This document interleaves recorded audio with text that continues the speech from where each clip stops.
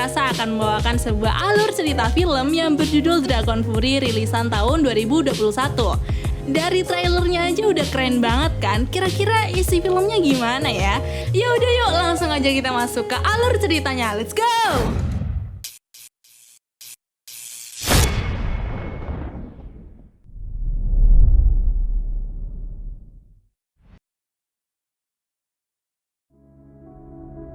Di sebuah pegunungan yang sangat sepi dan juga terlarang, datang dua orang, kita sebut saja Joko dan Nini ya biar gampang, yang sepertinya mereka ini adalah seorang jurnalis.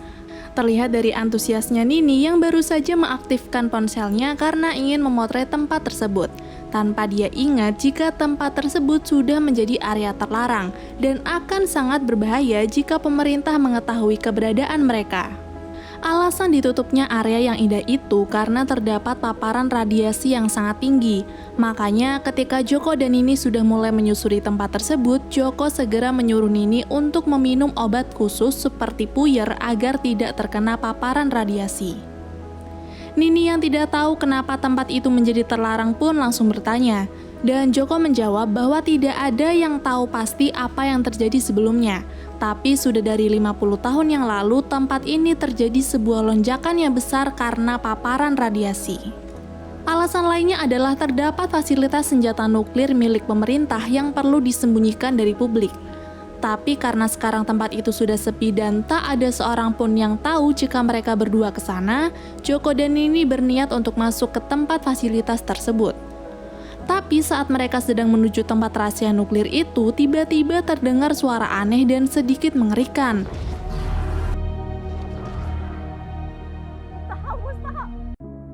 Di sini Nini sudah ketakutan, tapi Joko berusaha untuk berpikir positif dan menganggap suara itu hanyalah seekor beruang.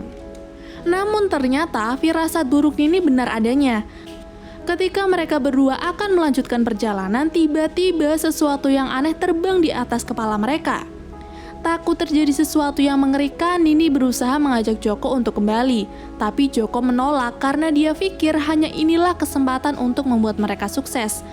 Sampai ketika Nini memutuskan untuk pulang sendirian, monster mengerikan yang mirip siluman yang ada di FTV itu pun muncul dan langsung membakar Joko hidup-hidup. Nini yang tidak mau buang-buang waktu kemudian lari menuju mobilnya. Tapi sialnya dia baru ingat jika kunci mobilnya dipegang sama Joko. Dirinya pun kini hanya bisa berserah diri kepada Yang Maha Kuasa sampai kemudian monster mengerikan itu datang dan membunuhnya. Scene berpindah pada Nes, seorang wanita parubaya yang berniat pensiun dari pekerjaannya sebagai anggota militer. Tapi kaptennya mencegah Nes dan menyuruhnya untuk menyelesaikan sebuah misi, yaitu menangkap makhluk bersayap di sebuah area terlarang. Entah kenapa tiba-tiba Nes menerima tugas itu. Dia lalu berangkat ke lokasi bersama dengan dua orang terpercayanya, yaitu Lexi dan Libby. Singkatnya, ketika tiba mereka disambut oleh Profesor Stuart dan seorang warga lokal bernama Nicole. Di sana mereka bertiga dijelaskan jika area terlarang ini pernah menjadi tempat penyimpanan limbah radioaktif. Mendengar itu, Nes kaget dan panik karena jika radiasinya masih sangat tinggi, itu akan sangat berbahaya. Tapi profesor mengatakan jika radiasi yang sekarang sudah cukup aman dan jangan khawatir. Nes awalnya tetap menolak. Tapi setelah Profesor Stuart memberikan pil potasium yodium yang berguna untuk melindungi diri dari paparan radiasi, dia pun setuju. Kemudian Nicole menunjukkan peta yang diduga tempat munculnya si monster, sekaligus memberi sketsa dari saksi mata yang pernah melihat bentuk sang monster itu sendiri.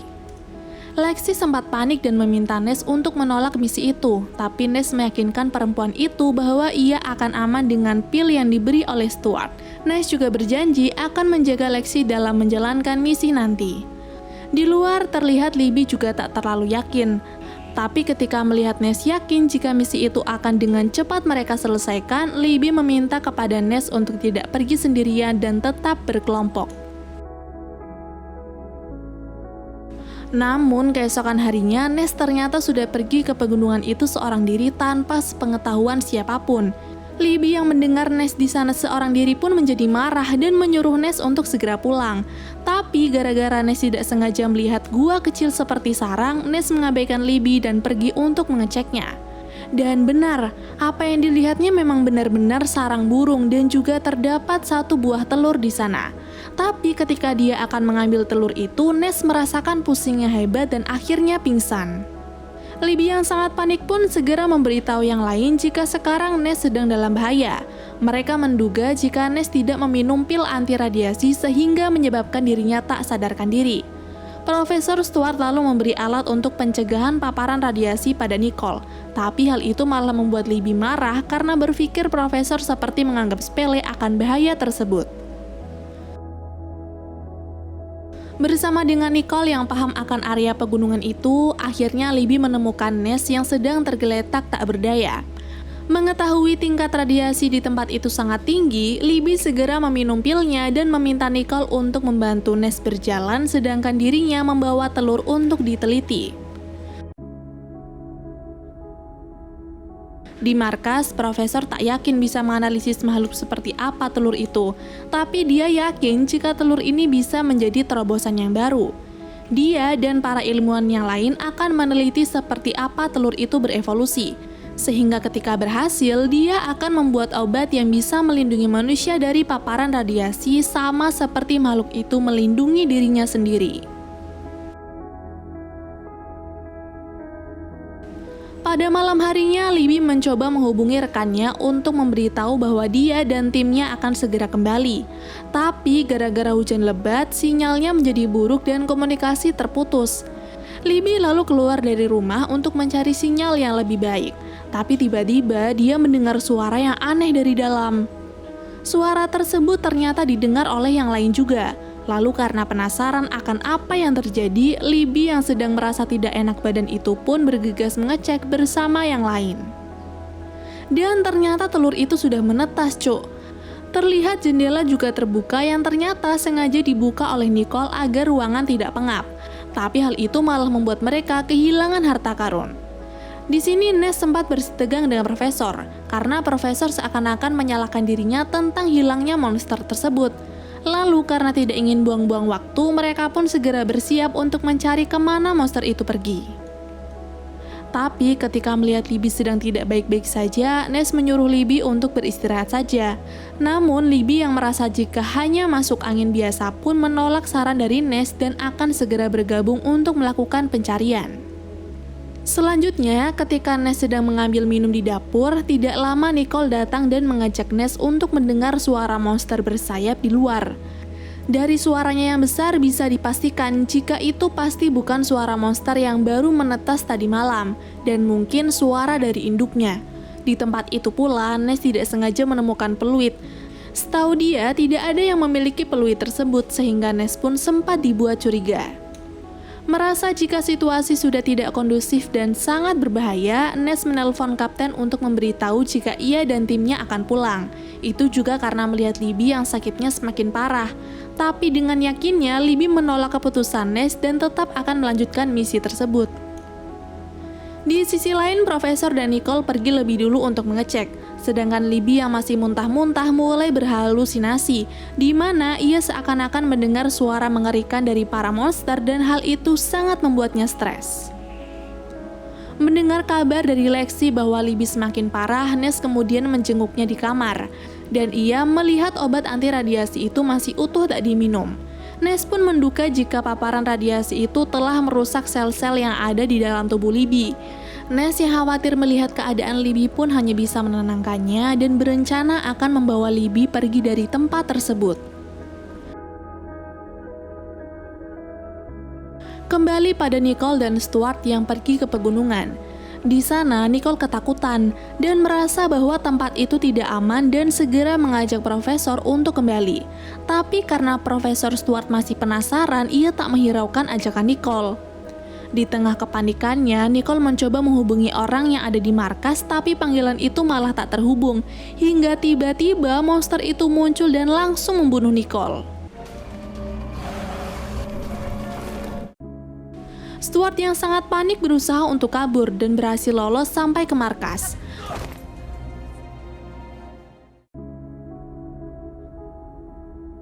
Stuart lalu menjelaskan kejadian yang menimpanya kepada Ness bahwa monster itu telah mengikutinya dan kemungkinan sedang menunggu di luar sana. Setelah melihat dengan mata kepala sendiri, Stuart berspekulasi bahwa makhluk itu adalah persilangan antara burung nasar, kelelawar, dan naga. Tapi Ness tak percaya bahwa itu naga, dan berpikir itu adalah burung yang bermutasi karena terkena paparan radiasi. Kini Stuart menyadari bahwa yang diburu itu jauh lebih berbahaya dari yang diduga sebelumnya. Mereka juga bingung karena merasa tidak ada jalan keluar untuk pergi dari markas tersebut. Stuart kemudian mencoba menyalakan komputer untuk memberikan informasi dan meminta pertolongan. Namun tak berhasil, ditambah telepon rumah juga terputus. Tapi dia teringat dengan mobil milik Ness yang berada di luar sana. Profesor pun meminta kepada Ness untuk membawa tim masuk ke mobil dan pergi.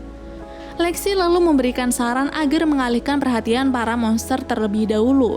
Karena takut jika pergi bersama-sama, maka monster itu akan dengan mudah membunuh mereka. Ness pun mulai mempersiapkan alat-alat seperti senapan dan flare untuk mengecek apakah monster itu masih ada di sekitar rumah atau sudah pergi.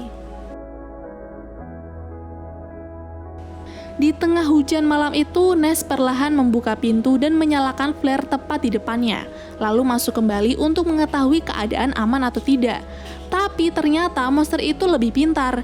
Dia hanya datang lalu pergi karena sengaja menunggu Ness dan timnya keluar dari markas.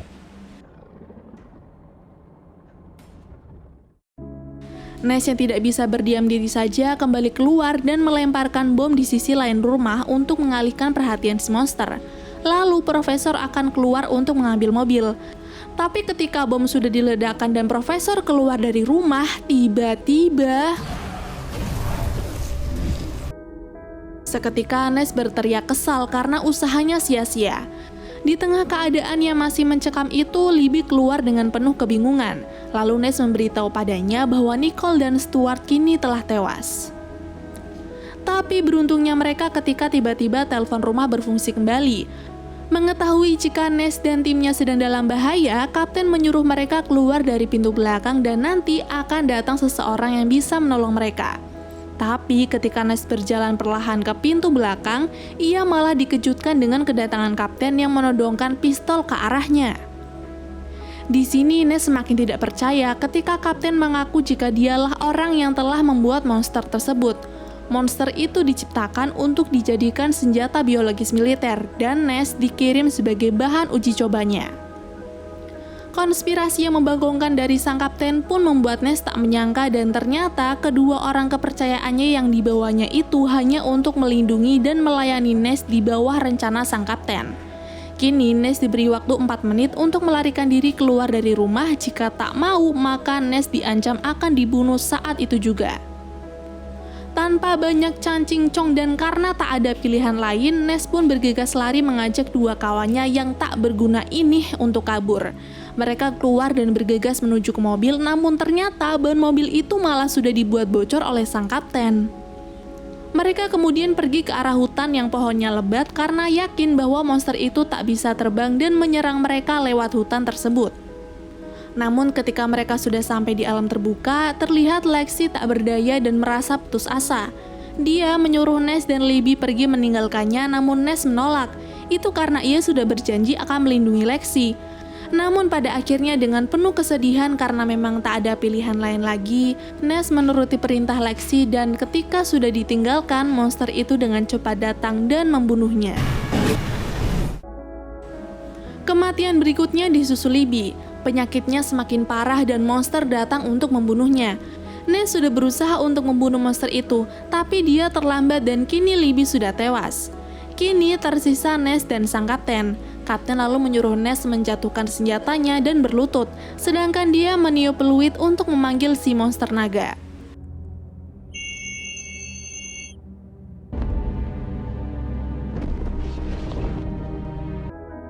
Kapten terlihat senang melihat Ness ketakutan, tapi tanpa dia tahu jika Ness menemukan peluit yang sama seperti dirinya.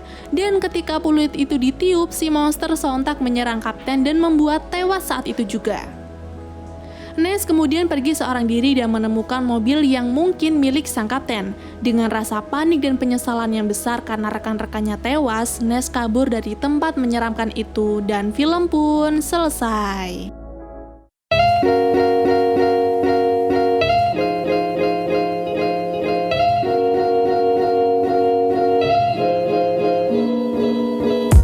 Bener-bener, ini film apa?